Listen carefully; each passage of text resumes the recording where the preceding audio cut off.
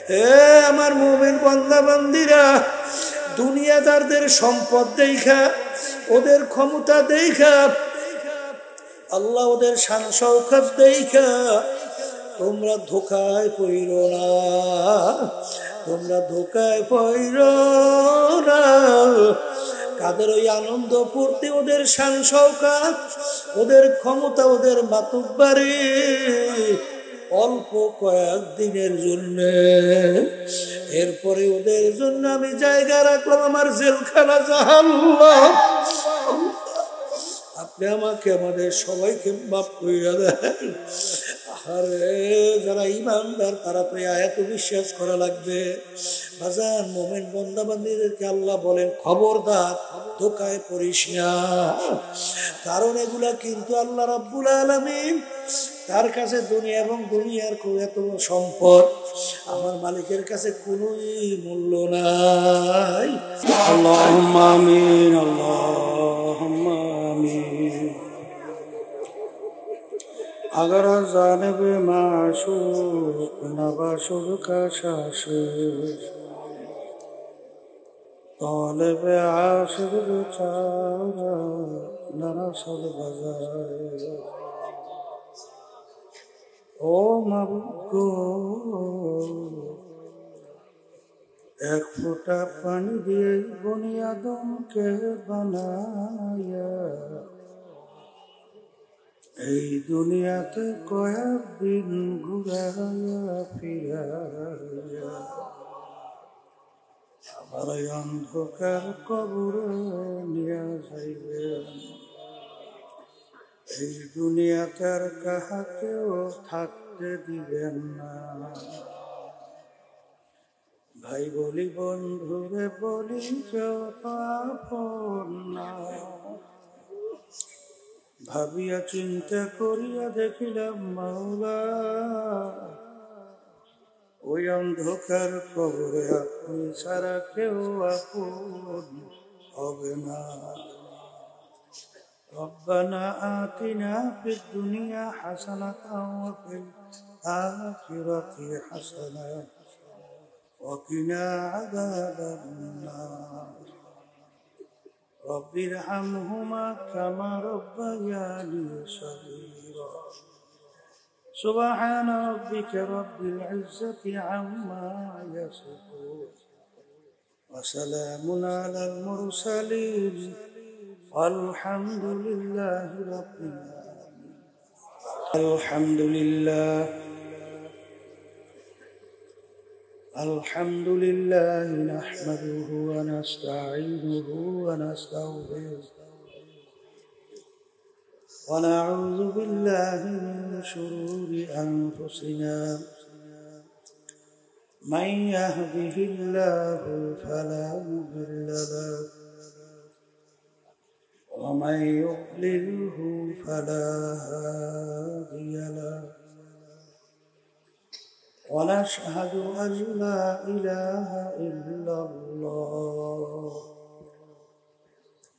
وحده لا شريك له، ونشهد أن محمدا عبده ورسوله. أما بعد فأعوذ بالله من الشيطان الرجيم. بسم الله الرحمن الرحيم. كل نفس ذائقة الموت. صدق الله العلي العظيم. সবাই দুরূদ শরীফ পড়ি। আল্লাহুম্মা ওয়া হাবিবিনা ওয়া মাওলানা মুহাম্মদ সাল্লাল্লাহু আলাইহি ওয়া আলা আলিহি ওয়া আসহাবিহি ওয়া বারাক ওয়া সাল্লাম। আল্লাহুম্মা সাল্লি আলা সাইয়্যিদিনা ওয়া নাবিয়িনা শাফিঈনা ওয়া হাবিবিনা ওয়া মাওলানা মুহাম্মদ صلى الله عليه وعلى آله وأصحابه وبارك وسلم. اللهم صل على سيدنا ونبينا شفيعنا وحبيبنا ومولانا محمد صلى الله عليه وعلى آله وأصحابه وبارك وسلم। শুকরিয়া আদায় করতেছি মহান রব্বুল আলামিনের দরবারে।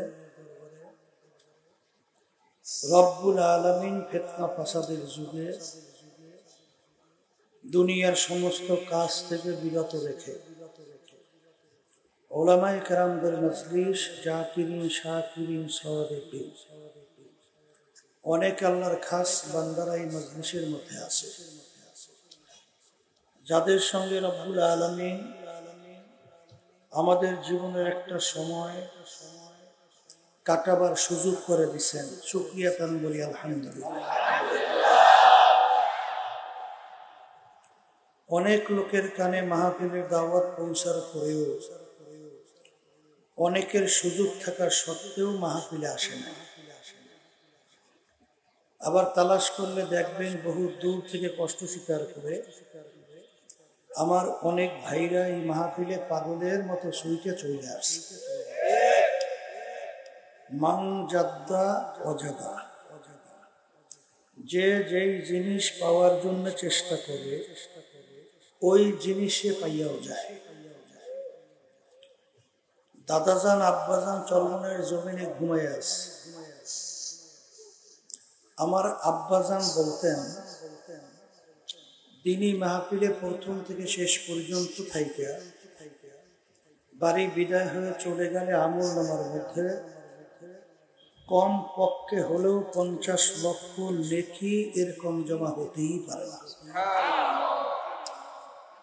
নিয়ত যাদের সহি, আল্লাহকে রাজি খুশির উদ্দেশ্যে যারা মাহফিলে আসছে, আল্লাহ রাব্বুল আলামিন আমল নামার ভিতরে লক্ষ লক্ষ নেকিও দান করবে।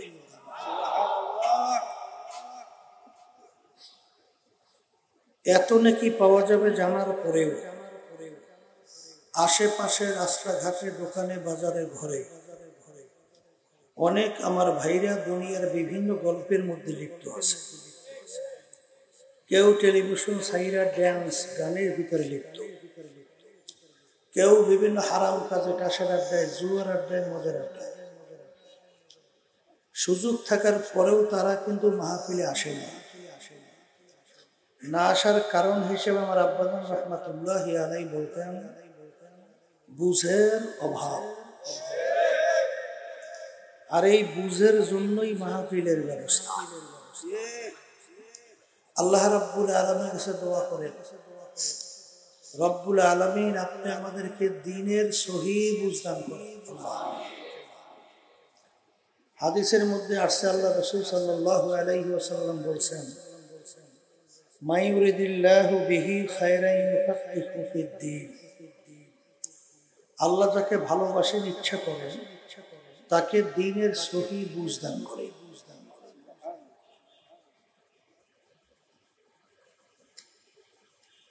পাশাপাশি একটা কথা মনে রাখবেন,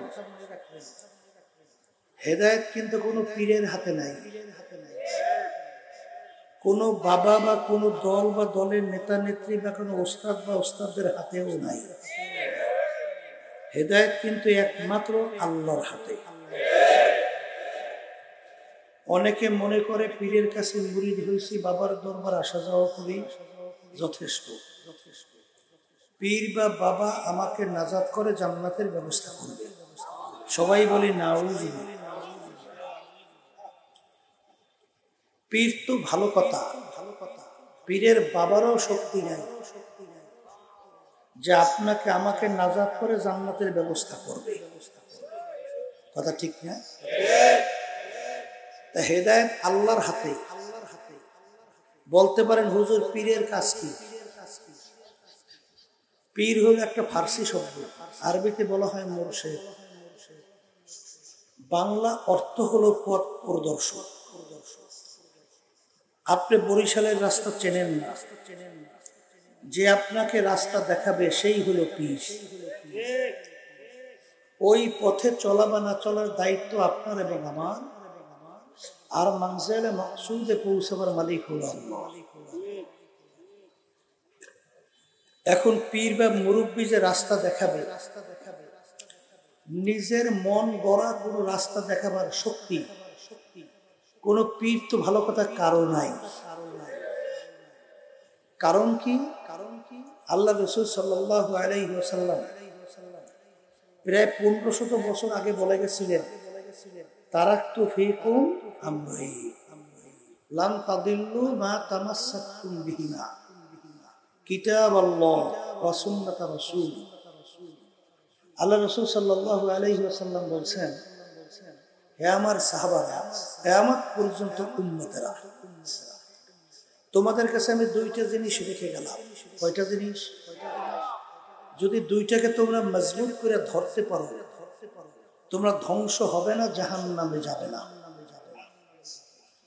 একটা হলো কোরআনুল কারীম, আল্লাহর কিতাব, আর একটা হলো আল্লাহর হাবিব সহ সাহাবায়ে কেরাম সহ এদের সুন্নাহ। কথা ঠিক না? এক কথায় যেই পীর বা যেই মুরব্বী, যেই ওস্তাদ বা ওস্তাদদের ওস্তাদ বা বাপ মা বা নেতা যেই হোক, আপনাকে আমাকে কোরআন এবং হাদিস অনুযায়ী পথ দেখাবে, সেই পীর বা সেই মুরব্বীর কথা আমরা মানব। আর যে হোক না কেন, যদি কোরআন এবং হাদিসের বাহিরে কেউ পথ দেখায়, কারো কথা মানা যাবে না, কারো কথা মানা যাবে না। এর কারণ হলো, আপনার কবরে আপনি যাবেন, আমার কবরে আমি যাব। আমার কবরের প্রশ্নের উত্তর আমি দিব, আপনার কবরের প্রশ্নের উত্তর আপনি দিবেন। কবরের প্রশ্ন তিনটা। এক নম্বর মান রব্বুকা, দ্বিতীয় নম্বরে ওমা দীনুকা, তৃতীয় নম্বর ওমান নাবিয়ুকা। এই তিন প্রশ্নের ভিতরে কোথাও কিন্তু নাই তুমি চরমোনাই, না সারসিনা, না জৈনপুর, না পুরপুরা, না আটরশি, না রাজারবা, না দেওয়ানবা, না মাইজভান্ডা, না সুরেশ্বর, এ কোনো পরিচয় আছে? না তুমি আওয়ামী লীগের, না বিএনপি, না জাতীয় পার্টি, এ পরিচয় আছে? না তুমি পীর, না তুমি মুরিদ, তুমি শিক্ষিত না অশিক্ষিত, বংশ ভালো না মন্দ, এর পরিচয় আছে? তুমি মেম্বার না চেয়ারম্যান না এমপি না মিনিস্টার, আছে? তাহলে তিন প্রশ্নের ভিতরে কিন্তু কিছুই নেই। কথা ঠিক না বেটি?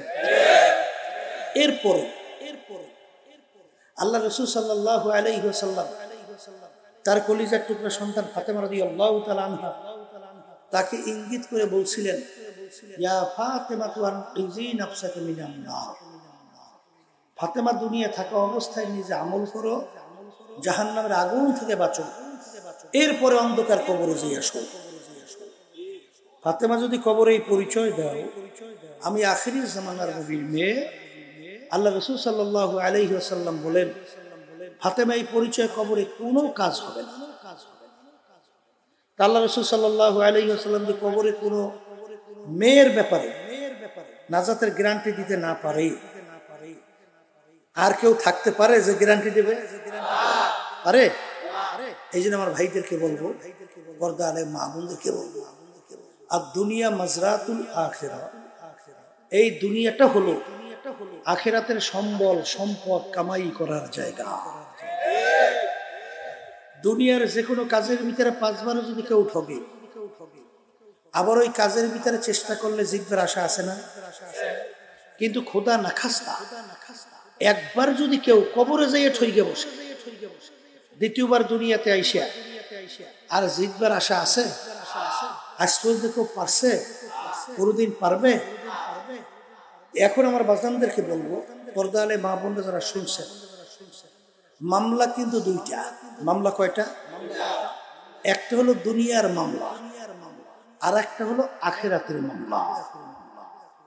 দুনিয়ার মামলায় মানুষ যদি 5 বার 10 বারও ঠকে, আবার চেষ্টা করলে জিতবার আশা আছে না নাই? ম্যাজিস্ট্রেট কোর্টে কেস করে ঠকলে জজ কোর্টে আপিল করা যায় না? সেখানে ঠকলে হাইকোর্ট, হাইকোর্ট হবে সুপ্রিম কোর্ট সিঙ্গেল বেঞ্চ, সেখানে ঠকলে সুপ্রিম কোর্ট ফুল বেঞ্চ, সেখানে ঠকলে প্রেসিডেন্ট কোর্ট, সেখানে ঠকলে আন্তর্জাতিক কোর্ট, এরকম ধাপ ভাই ধাপ। অনেক আপিলের সুযোগ আছে না নাই? কিন্তু হে কবরের যাত্রীরা, একবার যদি খোদা না কাছ থেকে কবরে যাইয়ে ঠইগা বসে, আর দ্বিতীয়বার তো দুনিয়াতে আইসে আপিলের সুযোগ নাই। জরিকান আছে। এখন মামলা তো দুইটা, দুনিয়া এবং আখেরাত। এখন দুনিয়া সম্পর্কে আল্লাহ রাসূল বলছেন, কি বলছেন? আলী, তুমি মৃত্যুকে কত দূরে মনে করো? আলী রাদিয়াল্লাহু তাআলা বলছিলেন, আমি যখন নামাজের জন্য ওযু করতে যাই তখন আমি খেয়াল করি আমার জীবনের শেষ ওযু এইটাই হতে পারে। আল্লাহ রাসূল সাল্লাল্লাহু আলাইহি ওয়াসাল্লাম বলেন, আলী তুমি ভুল করছো, মৃত্যু তো এত দূরে না। এক নামাজ থেকে অন্য নামাজ আসতে মাঝখানে অনেক সময়ের ব্যবধান না? কিন্তু তুমি যখন নাকি নামাজের ডানে সালাম ফিরাও, খেয়াল করো বাম দিকে সালাম ফিরাতে পারি কিনা। এই হলো দুনিয়া। এই হলো কি, ওই যে বাংলাদেশে এক গান গায়ক আছে না, ফিরোজ শাহী, নাম শুনছেন না? স্টেজের মধ্যে উঠে গানে টান দিছিল, 1 সেকেন্ডের নাই ভরসা কইয়া টান দিছে, ওই অবস্থায় পড়ে গেছে, ওই অবস্থায় শেষ। আল্লাহ দেখাইছে যে তুই বলছো সেকেন্ডের ভরসা নাই, আসলেই তো নাই। কথা ঠিক না? আসলে কার কখন কোন সময় ডাক আসবে এটা আমাদের জানা আছে? মুখ খুলে বলেন জানা আছে? তাহলে এই হলো দুনিয়ার জিন্দেগি ক্ষণস্থায়ী, আর আখিরাতের জিন্দেগি। আল্লাহ রাসূল সাল্লাল্লাহু আলাইহি ওয়াসাল্লাম বলেন, তাম দুনিয়া যদি একটা গোডাউন বানাও, পশ্চিম থেকে পূর্ব, উত্তর থেকে দক্ষিণ, জমিন থেকে আসমান, জমিন থেকে আসমানের দূরত্বের কোনো শেষ আছে? তবে একটু অনুমান করি, দুনিয়ার থেকে যে আমরা সূর্য দেখতেছি, এই সূর্যটা নাকি দুনিয়ার থেকে 9,30,00,000 মাইল দূরে আছে। কথা ঠিক না বেঠিক? এরকম তো সীমা নাই যে এত দূরত্বে। আল্লাহ রাসূল সাল্লাল্লাহু আলাইহি ওয়াসাল্লাম বলেন, এই পুরো ফাঁকা জায়গা দুনিয়া সব যদি সরিষা দিয়ে ভইরে রাখো, আর একটা পাখিকে যদি বলে, হ্যাঁ কবুতর পাখি, একটা সরিষার দানা খাবা, আবার 500 বছর পরে আর একটা সরিষার দানা খাবা, এরকম 500 বছর পর পর একটা একটা সরিষার দানা খাইতে খাইতে আল্লাহ রাসূল সাল্লাল্লাহু আলাইহি ওয়াসাল্লাম বলেন, তাম দুনিয়াময় গোডাউনের সরিষা একদিন না একদিন শেষ হবেই হবে, কিন্তু আখিরাতের জিন্দেগি শুরু হবে আর শেষ না। এই হলো আখিরাতের জিন্দেগি। আর এই আখিরাতের জিন্দেগি যার শুরু আছে শেষ নাই, ওই জিন্দেগির সম্বল সম্পদ কামাই করার জায়গা কোথায়? মুখ খুলে বলেন দুনিয়া। এই জন্য আমার ভাইদেরকে বলবো, পর্দালে মা বোনদেরকে বলবো, মরণ তো লাগবে না? লাগবে না? একটু মুখ খুললে জোরে কর, জোরে কর। লাগবে, লাগবে, লাগবে। মরণ যেহেতু লাগবে, তাহলে মরার পরে কি হবে? যারা মুসলমান ঈমান আনছে তাদের কাছে আমাদের কথা, আল্লাহ রাব্বুল আলামিন কুরআনুল কারীমের ভিতরে বলেন, ফারিকুন ফিল জান্নাতি ওয়া ফারিকুন ফিস সাঈর। মরার পরে আমি মানুষগুলোকে দুইটা ভাগে ভাগ করব। কয় ভাগে? মুখ খুলে জোরে বলেন, কয় ভাগে? আমি বলছি না, কোনো পীর বলছে, কোনো মুফতি বলছে না, কোনো মুহাদ্দিস বলছে? কে বলছে? এই মানুষকে মরার পরে কয় ভাগ? কয় ভাগ? আল্লাহ বলতেছেন এক ভাগ আমি সাজাইয়া পড়াইয়া আমার মেহমান খানা বেহেশতের ভিতরে আমি ঢুকাইয়া দেব। আলহামদুলিল্লাহ। আল্লাহ আপনি আমার সকলের জন্য কবুল করে না। আমাদের যে বেহেশতের ভিতরে একবার ঢুকলে আর কোনোদিন বের করা হবে না। কথা ঠিক না ঠিক? আর দ্বিতীয় দল, আল্লাহ রাব্বুল আলামিন কুরআনুল কারীমের ভিতরে বলেন, কিয়ামতের ময়দানে আমি মানুষগুলোকে উঠাইয়া তাদের আমলনামা দাড়ি পাল্লায় ওজন দেব। যাদের গুনার পাল্লা ভারী, নেকের পাল্লা হালকা, তাদের জন্য আমি হুকুম করবো ফেরেশতাদেরকে, মিন ওয়ারাইহিম জাহান্নাম, ও ফেরেশতারা ওদেরকে ফিকে ফিকে আমার জেলখানা, শাস্তির জায়গা জাহান্নামে ফেলাইয়া দাও। সবাই বলেন নাউজ। আল্লাহ আপনি আমাকে আমাদের সবাইকে মাফ করে দেন। এখন আমার ভাইদেরকে বলবো, পর্দারে মা বোনরা যারা শুনতেছে, বেহেশতে কারা যাবে আর জাহান্নামে কারা যাবে এটা জানা লাগবে না? আল্লাহ রাব্বুল আলামিন ওই সত্য কোরআনুল কারীমের ভিতরে বলে, ইন্নাল্লাযীনা আমানু ওয়া আমিলুস সলিহাত কানাত লাহুম জান্নাতুল ফিরদাউসি নুজুলা। আল্লাহ রাব্বুল আলামিন বলেন, ঈমান আনার পরে যারা আমলে সালেহ করতে পারবে, নেক আমল, তাদের জন্য আমি জায়গা রাখলাম ফেরদাউস, বেহেশত। আল্লাহ আপনি আমাদের সকলের জন্য কবুল করে নেন। বেহেশতে যাওয়ার জন্য কয়টা কাজ করা লাগবে বলেন? দুইটা। কয়টা? কে বলছেন? সর্বপ্রথম শর্ত হলে ঈমান আনা লাগবে। বলেন কি আনা লাগবে? এই দ্বিতীয় নম্বর বলছি নেক আমল। কথা ঠিক না? এখন ঈমান আনা লাগবে। ঈমান জিনিসটা কি? বলে ঈমান একটা আরবি শব্দ, বাংলা অর্থ হলো বিশ্বাস। বাংলা অর্থ এই বিশ্বাস আবার তিনটা জিনিসের সমন্বয়, একটা বাদ দিলে আর ঈমান থাকবে না। মুখে স্বীকার করা লাগবে আল্লাহ একজন, অন্তরে বিশ্বাস করা লাগবে আল্লাহ একজন, কাজে প্রমাণ করে দেখানো লাগবে আল্লাহ একজন। এই মুখে স্বীকার করা লাগবে ক্ষমতার মালিক আল্লাহ, এই অন্তরে বিশ্বাস করা লাগবে আল্লাহ, কাজে প্রমাণ করে দেখানো লাগবে আল্লাহ। রিজিক দেওয়ার মালিক আল্লাহ, মুখে অন্তর কাজ। কথা ঠিক? আইন দেওয়ার মালিক আল্লাহ, মুখে অন্তরে কাজ। জোরে বলেন কথা ঠিক না বেঠিক? মারুই নেবা সুইনা মালিক আল্লাহ, রোগ দেওয়া নেওয়ার মালিক আল্লাহ। জোরে বলেন কথা ঠিক না বেঠিক? এই যে মুখ অন্তর কাজ, কথা ঠিক কিনা? আমার বাজানদেরকে বলবো, যাদের সর্বক্ষেত্রে ঈমান মজবুত থাকবে, আল্লাহ রাসূল সাল্লাল্লাহু আলাইহি ওয়াসাল্লাম বলেন, আখলিস দীনাকা ইয়াকফিকা আমালুল কলিল। আল্লাহ রাসূল সাল্লাল্লাহু আলাইহি ওয়াসাল্লাম বলেন, যাদের ঈমানটা নির্ভেজাল হবে, স্বচ্ছ হবে। কালকে গেছিলাম এক মাহফিলে, সেখানে একজন আমাকে বলতেছে, হুজুর চরমনের মুজাহিদ, দুই একজন হয়তোবা বলতেছে চরমনের খুব মুহিব্বি, চরমনের পাগল, কিন্তু হুজুর নির্বাচন আসলে তখন এই দুনিয়ামুখী যে মানব রচিত তন্ত্রমন্ত্র, যেটা যাই না সই না বিশ্বাস কইরা মানলে ঈমান থাকবে না।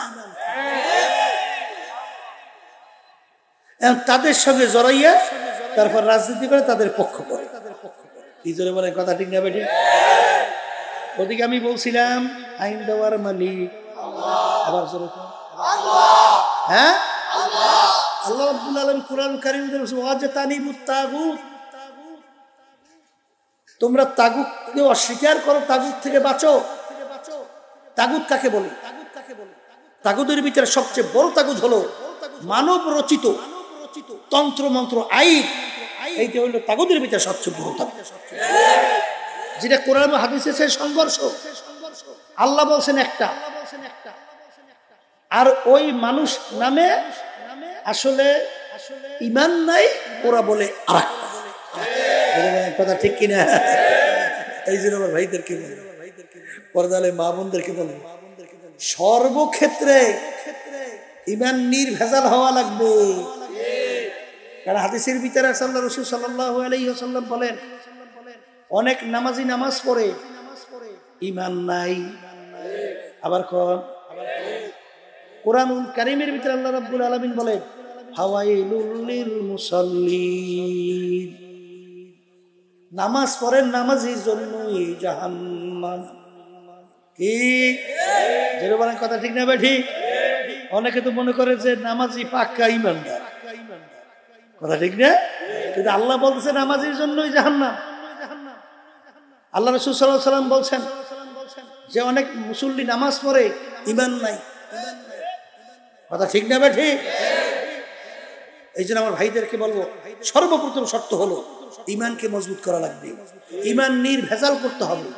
কথা ঠিক? ঈমান যদি মজবুত হয় আপনার সমস্ত নেক আমল কাজে লাগবে।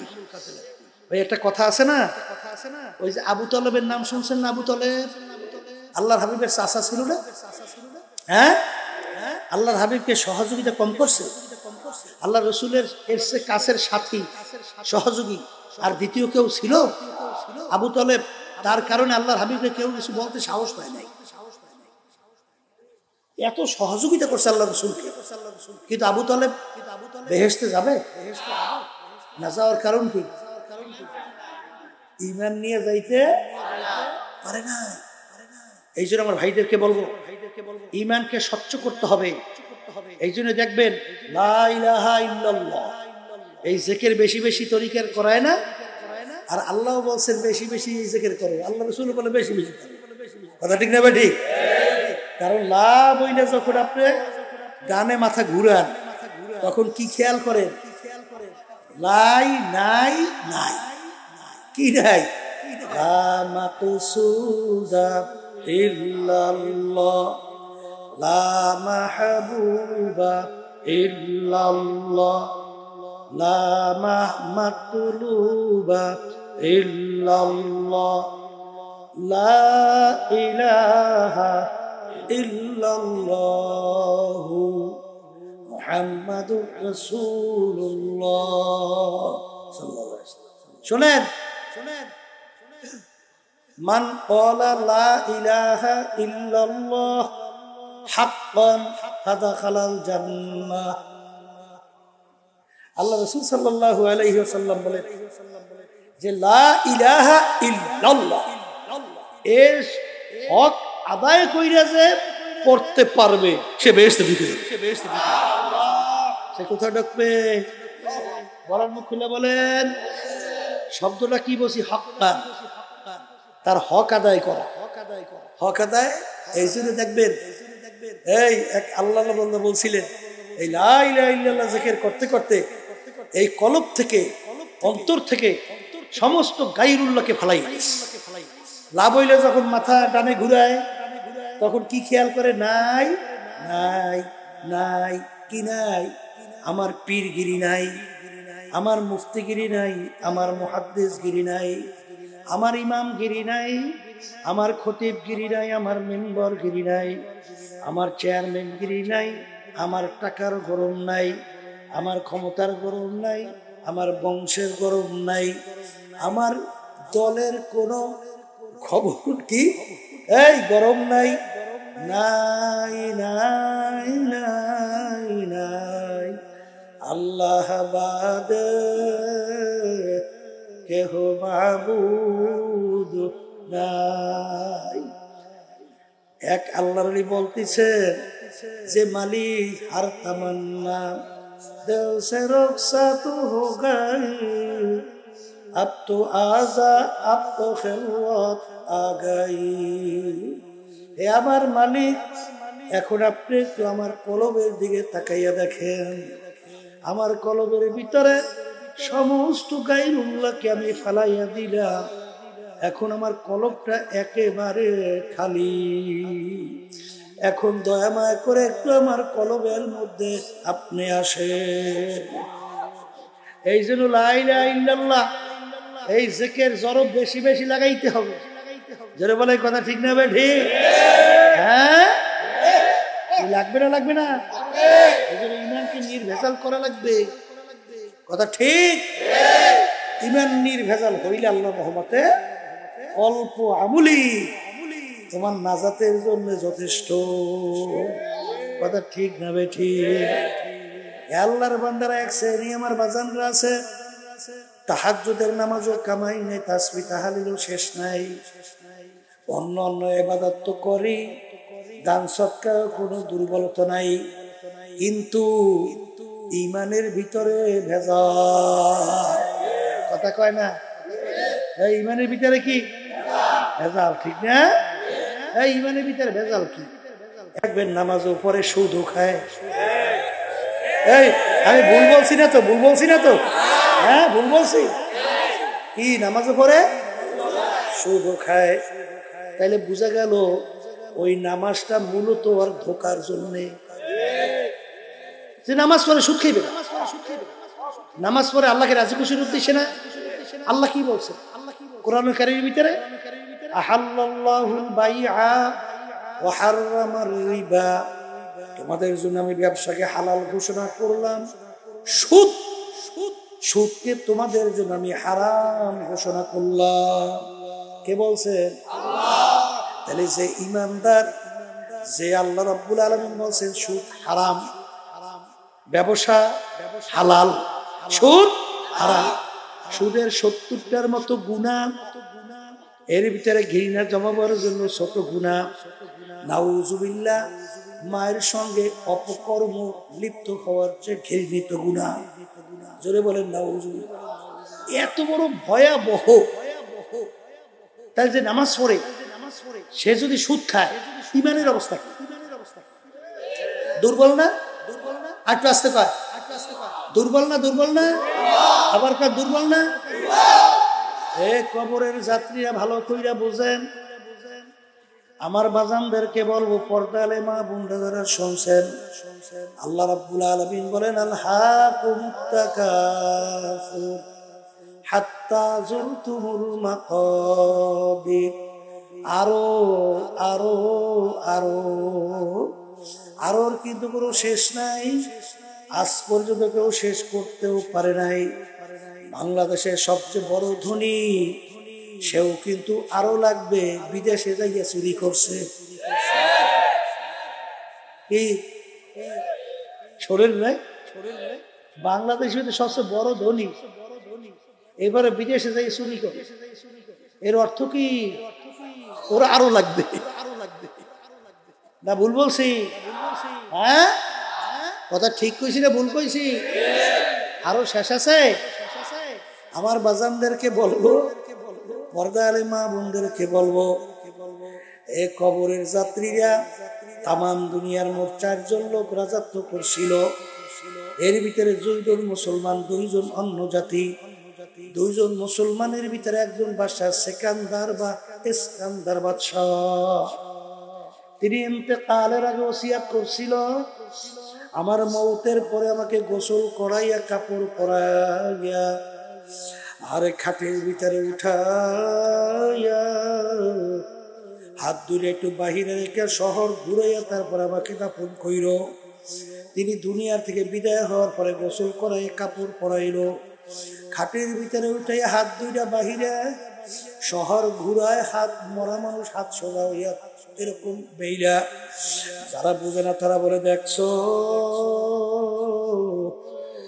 আজীবন বাদশা আমাদের থেকে খাজনা এবং ট্যাক্স নিছে, এখন মরার পরেও কেমন হাত পাইতে আছে, মনে হয় আমাদের কাছে খাজনা এবং ট্যাক্স চায়।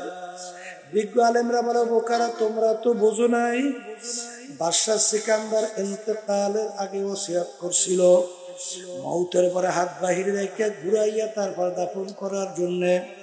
তিনি তামাম দুনিয়ার মানুষকে বুঝাতে চায়, ও তামাম দুনিয়ার মানুষেরা, আমি বাদশা সিকান্দারের মতো এত বড় বাদশা মনে হয় দ্বিতীয় আর কেউ হইতে পারবি না।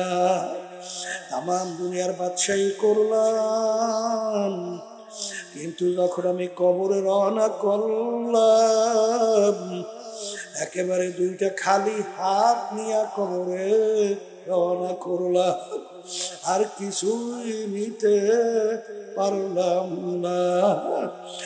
এ বড় লোক আমার বাবারা, ক্ষমতা সম্পন্ন আমার বাবারা, এ পর্দার আড়ালের মা বোনেরা, আজকে দুনিয়ার ভিতরে স্বাধীনতা পাইয়া ধরাকে সরা জ্ঞান অনেকেই মনে করেন না। আল্লাহ রাব্বুল আলামিন দুনিয়াতে তোমাকে আমাকে পাঠাইছেন পরীক্ষার হলে, পরীক্ষা দেওয়ার জন্য। বাজান ছাত্র ছাত্রী পরীক্ষার হলে পরীক্ষা দেয়, 3 ঘন্টার জন্য স্বাধীনতা দেওয়া হয়। 3 ঘন্টার ভিতরে ছাত্রছাত্রী যা লাগবে তাকে বাধা দেওয়ার কোনো আইন নাই। বাজার যদি বাধা দেওয়া হয়, স্বাধীনতা বলতে আর কিছু থাকে না, পরীক্ষার হলও থাকবে না। কিন্তু যে বৈশাখ সময় প্রশ্নের উত্তর ঠিক মতো না দিয়া গল্প কাহিনী রেখে সময় শেষ করে ফেললো, যখন ফলাফল বের হয় দেখে ফের আফসোস, ঘরের দরজা বন্ধ করে লজ্জায় কান্দে, কিন্তু আর তো ফেরত আসবে না। ঠিক আল্লাহ রাব্বুল আলামিন তোমাকে আমাকে দুনিয়ায় পাঠাইছেন, পাঠাইয়া পরীক্ষার হলের ভিতরে আমার মালিক তোমাকে আমাকে স্বাধীনতা দান করলেন পরীক্ষার হলে পরীক্ষা দেওয়ার জন্য।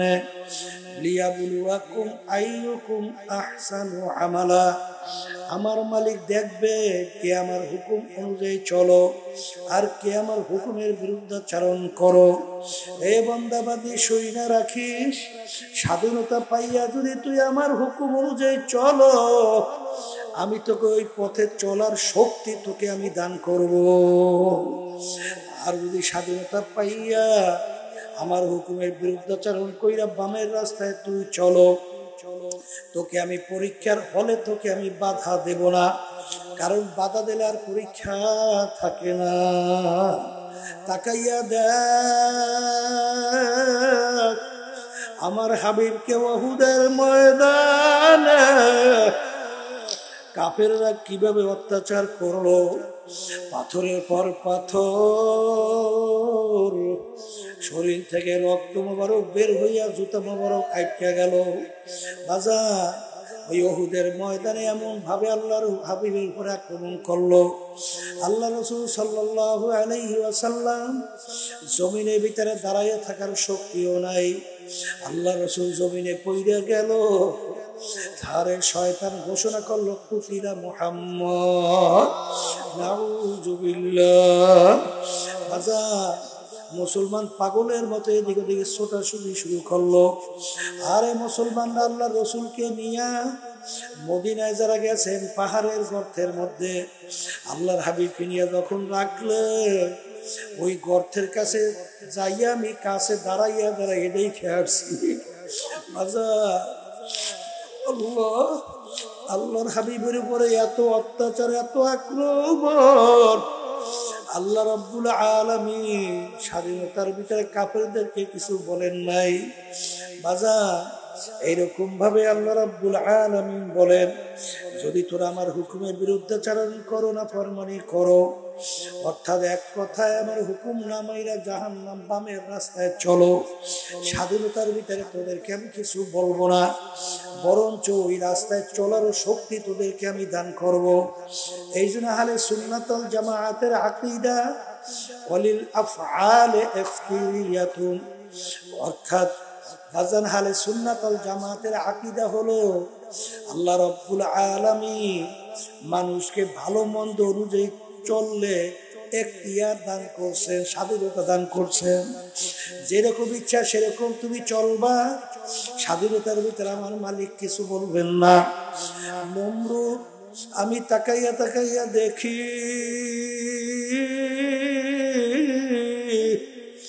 আল্লাহু আল্লাহ, আমার খলিল ইব্রাহিমকে আগুনে ফেলাইলো। আমি স্বাধীনতার ভিতরে আমি নমরুদকে কিছু বলি নাই।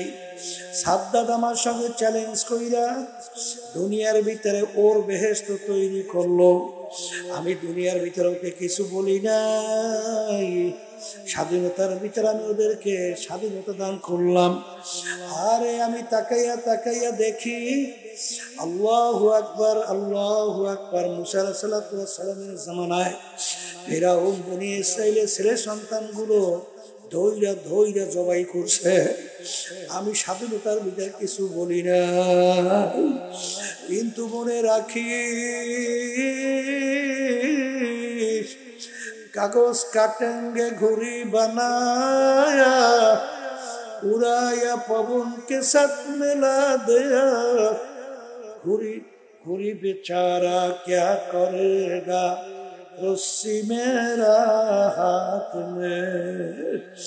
এই আল্লাহর বান্দারা, পর্দা আলে মা বোনেরা, বাজান ছোট ছোট বাচ্চারা কাগজ কাইটে যখন ঘুড়ি বানায়, ঘুড়ি বানায় যখন আকাশের ভিতরে উড়াইয়া দেয়, ঘুড়ি উপরে উঠে এরকম আস্তে আস্তে মাথা নাড়াইতে থাকে, মনে হয় যেন ঘুড়ি বলতেছে, ঘুড়িওয়ালা আমি তোর থেকে ছুটে চলে আসছি, আমাকে আর ধরতে পারবি না। ঘুড়িওয়ালা ডাক দিয়ে বলে, ওরে ঘুড়ি, তুই যত উপরে উঠো না কেন, তোর রশি কিন্তু আমার হাতের ভিতরে ধরা।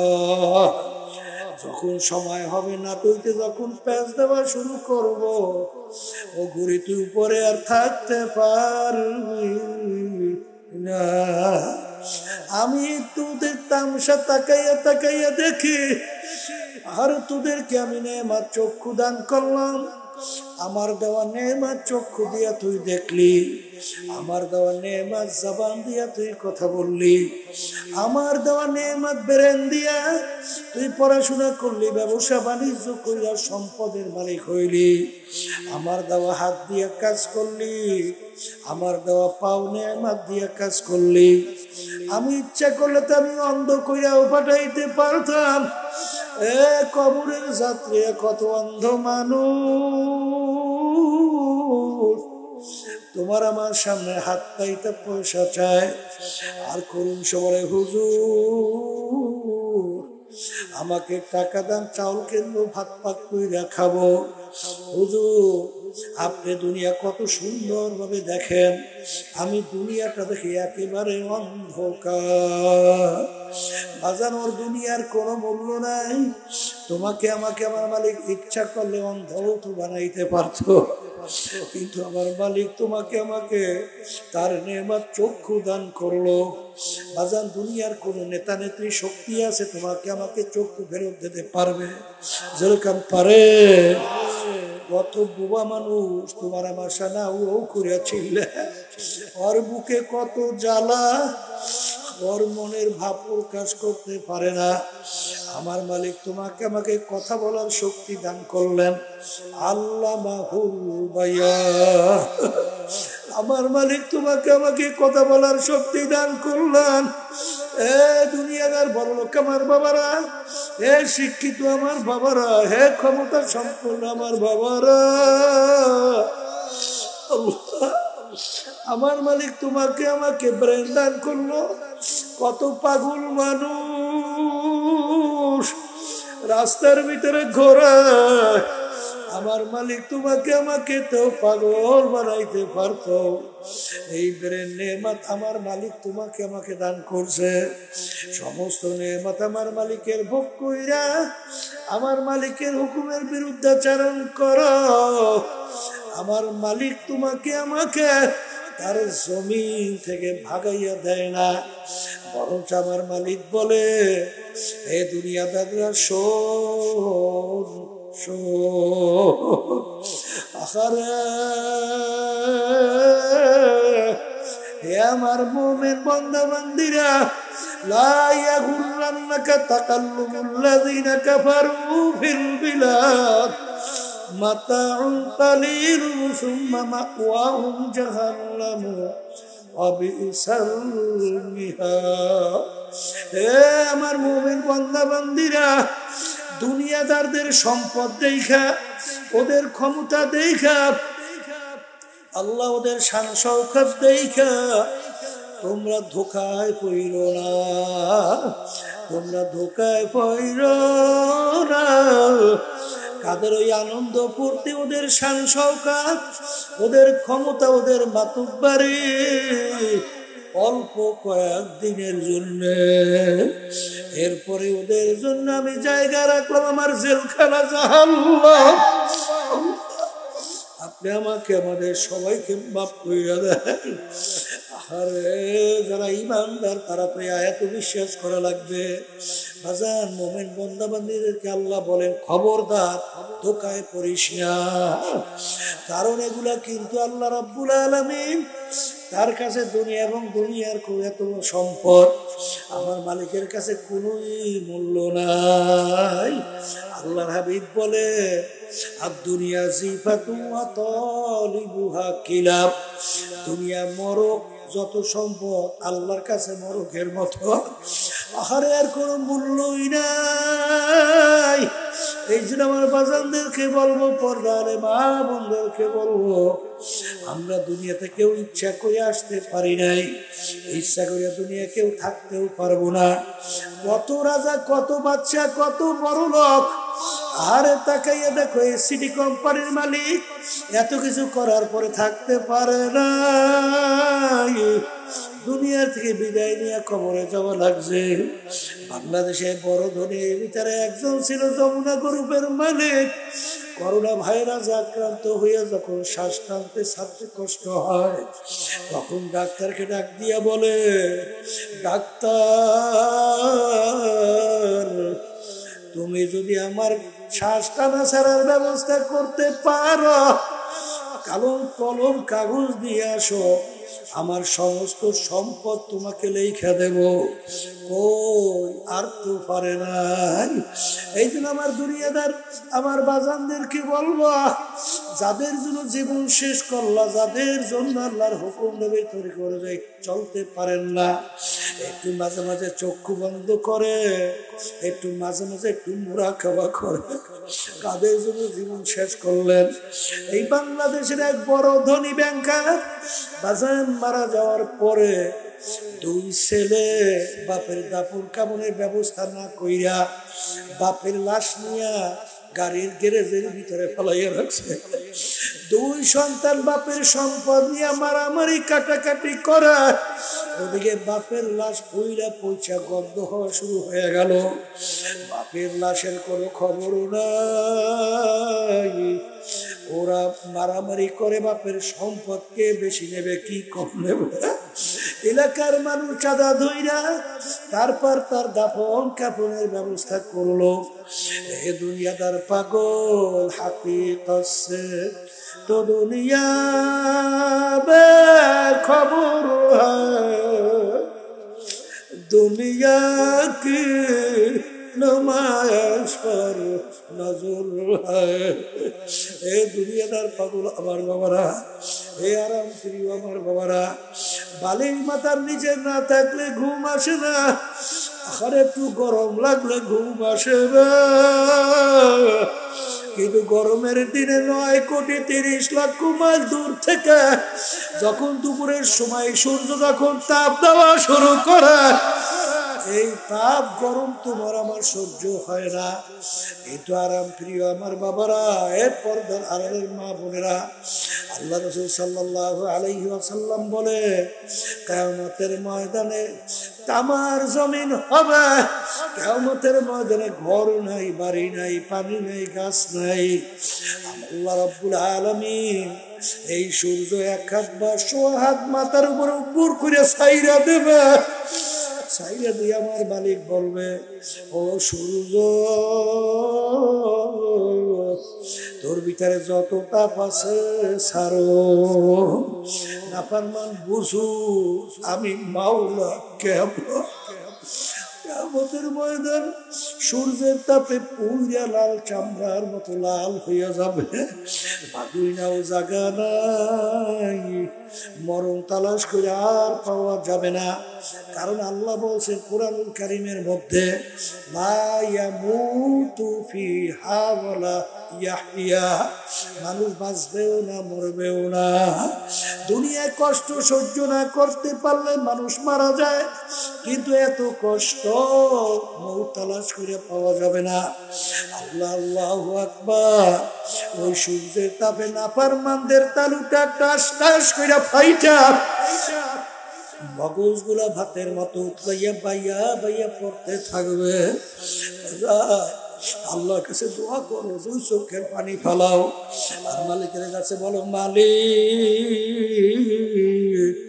আজকে দুনিয়ার সাধারণ একটু আগুনের ভিতরে 1 মিনিট আঙ্গুল রাখা যায় না, কিন্তু আমার মালিক তুমি বলছো জাহান্নামের আগুন এমন তেজের হবে, নারুল্লাহিল মুকাদাতুল্লাতি তালিউ আলাল আফইদা, জাহান্নামের আগুন এমন তেজের হবে, শরীরের যে কোনো জায়গা লাগার সঙ্গে সঙ্গে আল্লাহ বলতেছেন আমি শুনাই, ওই আগুন যাইয়া কলিজা পর্যন্ত পৌঁছে যাবে। আমাকে আমাদের সবাইকে মাফ করে। আমার আব্বাজান রহমাতুল্লাহ আলাইহি বলতেন, কবরের যাত্রীরা সেই মামলার তদবির নাই, ওই মামলারও কিন্তু খালাস নাই। দুনিয়ার যে কোনো কাজের মধ্যে তুমি যদি শরম না দাও, তুমি যদি চেষ্টা না করো, ওই কাজে ভালো ফলাফলের আশা করা যায় না। এ দুনিয়াদার পাগল, আখিরাতের কাজের ব্যাপারে যদি তুমি শ্রম না দাও, তুমি চেষ্টা না করো, আখিরাতের কাজেও ভালো ফলাফলের আশা করা যায় না। আজান আল্লাহ ওলিদের ইতিহাস পড়িয়া দেখেন, সাহাবায়ে কেরামদের ইতিহাস পড়িয়া দেখেন, মৌতের আগ পর্যন্ত চেষ্টা চালাইয়া গেছে। আমার দাদা রহমাতুল্লাহি আলাইহি তার কথা শুনছিলাম, ইন্তেকালের আগে আগে চোখের উপরে বইসা পাশেই কবরস্থান, কবরের দিকে তাকাইয়া তাকাইয়া দুই চোখ দিয়া বাইয়া টপ টপ কইরা পানি পড়ে, আর করুণ সুরে মাওলার দিকে ফিরা ফিরা ডাক দেয় আর বলে, ওরে আমার মালিক, তুমি যদি আমাকে মাপ নাই করো, আমি একা কেমনে ওই অন্ধকার কবরে থাকবো? ওই অন্ধকার কবরে বাতি নাই, সাথী নাই, পিল বালিশ নাই, বিছানাও নাই, আপন বলতে কেউ নাই।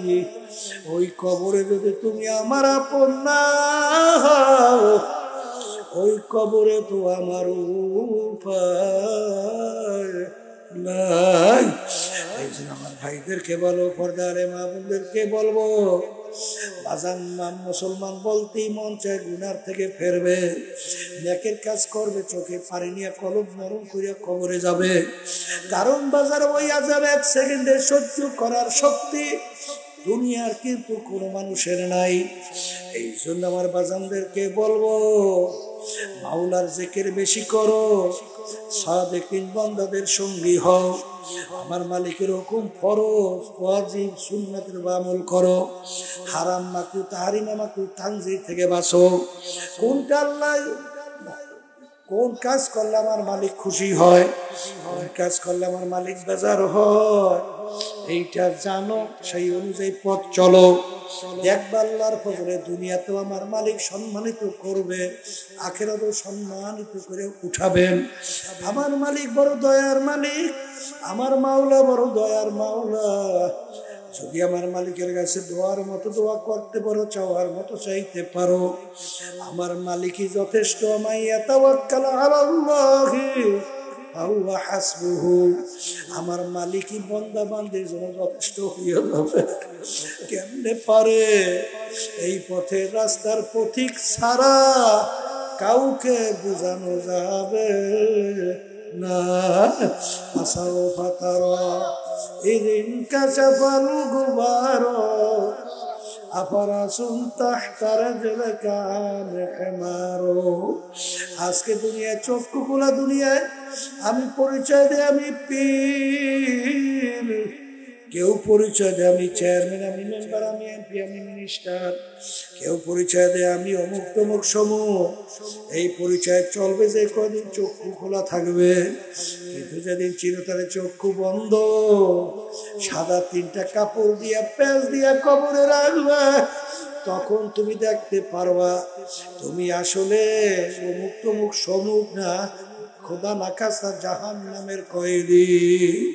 মালিক দয়া মায়া করে জপফুল কালাম আপনার হাতে, আমাদের দিলকে আপনার মুখী কইরা দেন, শয়তানের নফসের ধোঁকার থেকে আপনি আমাদেরকে হেফাজতে রাখেন। মালিক ইমানকে মজবুত কইরা, নেক আমল কইরা দুনিয়া থেকে বিদায় নিয়ে কবরে যাওয়ার তৌফিক দান করেন। আল্লাহুম্মা আমিন। এই ঘরের মেয়ে লোকের হাত উঠাও, গুনার কথা মনে করো, দুই চোখের পানি ফালাও, মালিকের দরবারে কান্দ আর মাপ চাও। যদি কান্না না আসে মন কি বুঝরে মন, একদিনে ঘরের দরজা দিয়ে নতুন বউ হয়ে উঠছিল রে মন। কত মেয়ে লোকে শরবত খাওয়াইল, কত মেয়ে লোকে বাতাস করলো। আবার এমন একটা দিন আসবে এই ঘরের দরজা দিয়া মরা লাশ হইয়া বের হবা। ছেলে কান্দবে মামা করে, মেয়ে কান্দবে মামা করে, জবাব তো আর দিবা না। আল্লাহ পেটে মাঠে দিয়ে চাইয়া দেখেন আপনার বান্দারা কিভাবে কান্দে। মালিক আমাদের ছেলেও মরে নাই, মেয়েও মরে নাই, গুনাহ করে বসছি রে,